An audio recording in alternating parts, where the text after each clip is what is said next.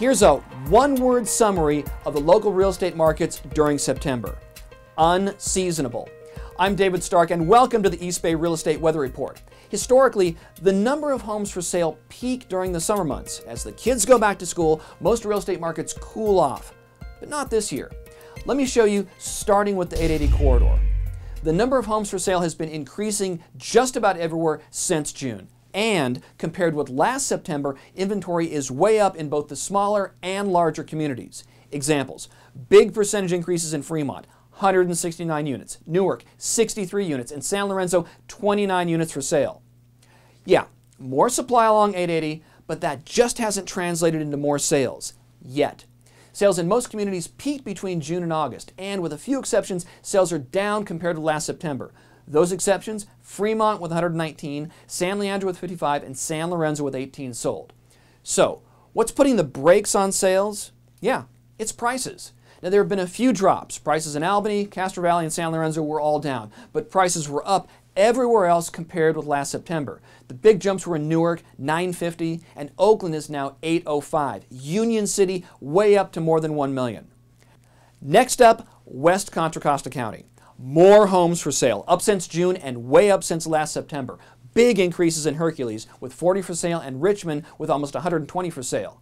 But compared with last September, sales were down everywhere. El Cerrito down to 12 units, El Sobrante 10, and San Pablo 13. Why? No surprise here, it's prices. Richmond was up more than 10% or 543, and San Pablo up 20% to 500,000. Okay, let's see what's up in Central Contra Costa County. It's pretty much the same. Big increases in inventory. Clayton more than doubles to 32 units, Concord way up with 166 for sale, same in Pleasant Hill with 46 in the market. When we go to sales, they just aren't happening. Martinez 31, Pleasant Hill 21, Walnut Creek 30. All three cities down more than 30% from last September. Looking at prices, things are changing. The 780 in Clayton is a 3% drop from last year. Concord and Martinez pretty much no change, up a bit in Pleasant Hill, and Walnut Creek at 1.14 was down slightly from last September. Now we're going to check with La Miranda. Inventory up in Lafayette and Miranda, but down to just 11 units for sale in Moraga. Sales trends matched inventory with 18 homes sold in Lafayette, 22 in Miranda, and only 10 in Moraga. Things get interesting when we get to prices. Down in all three communities. Lafayette down 12% to 1.38, with Moraga down a bit to 1.37, and Orinda down also to 1.35. The Tri-Valley, it's next.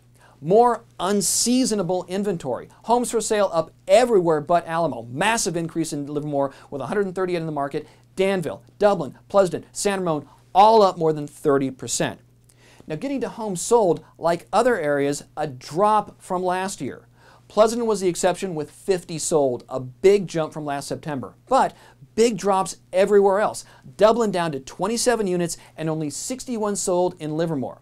Speaking of Livermore, when we get to sales prices, they only increased by a single percent to $792. Prices dropped in Alamo to 1.6 and dropped in Pleasanton to 1.12. A couple of big increases in Dublin to 1.08 and San Ramon to 1.21. One more, and that's the Delta. Homes for sale? Big jump in Antioch to 159 units and Pittsburgh up to 126. But that late summer, early fall push didn't show up in sales. Brentwood down to 145 homes sold and only 44 sold in Pittsburgh. On prices, up everywhere. Brentwood is at $575 and Pittsburgh more than $460. One final thought. Yeah, there are more homes on the market, but these historically high sales prices could take a toll on how many actually sell. That's it for the East Bay Real Estate Weather Report. We'll see you next month.